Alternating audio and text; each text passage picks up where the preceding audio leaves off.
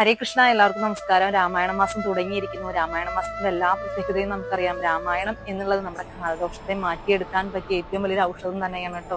നമ്മുടെ നാവിൻ തുമ്പിലൂടെ എപ്പോഴാണ് രാമരാമ എന്ന് ജപിക്കാൻ സാധിക്കുക? നമ്മുടെ കാലദോഷങ്ങൾ മാറാൻ നിൽക്കുന്ന സമയത്താണ് നമ്മുടെ നാവിൻ തുമ്പിലൂടെ രാമരാമ എന്ന് ജപിക്കാൻ സാധിക്കുകയുള്ളൂ.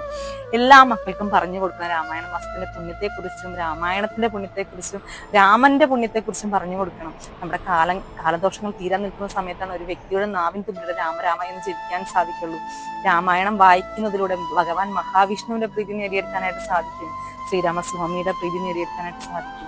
ലക്ഷ്മണ സഹോദരന്മാരുടെ പ്രീതി നേടിയെടുക്കാനായിട്ട് സാധിക്കും.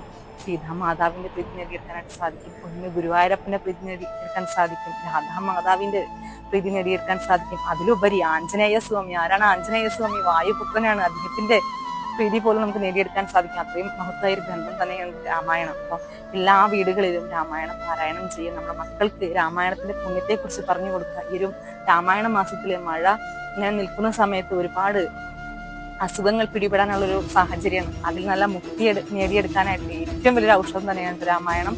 രാമ എന്ന് ജപിക്കുമ്പോൾ നമ്മുടെ കാലദോഷങ്ങൾ തീർന്നുകൊണ്ടിരിക്കുകയാണെന്നുള്ള കാര്യം കൂടെ എല്ലാ മക്കൾക്കും പറഞ്ഞു കൊടുക്കണം. ഈ രാമായണം വായിക്കാൻ അറിയാത്ത ആളുകൾക്ക് ഈ സദാസമയം രാമ എന്ന് ജപിക്കുക. ഈ 30 ദിവസം നമ്മൾ രാമ ജപിക്കുമ്പോൾ നമ്മൾ ചെയ്തു പോയ പാപങ്ങൾക്കും അതിലുപരി നമ്മുടെ കർമ്മഫലങ്ങളും തീർന്നുകൊണ്ടിരിക്കുകയാണെന്നുള്ള കാര്യം കൂടെ എല്ലാവരും ഒന്ന് ഓർമ്മിക്കുക. അതുപോലെ തന്നെ എല്ലാ മക്കൾക്കും പറഞ്ഞു കൊടുക്കുക. എല്ലാവർക്കും പൊന്നുഗുരുവായൂരപ്പന്റെയും ശ്രീരാമസ്വാമിയുടെയും സീതാമാതാവിന്റെയും അനുഗ്രഹം സർവ്വ ശ്രീകൃഷ്ണ.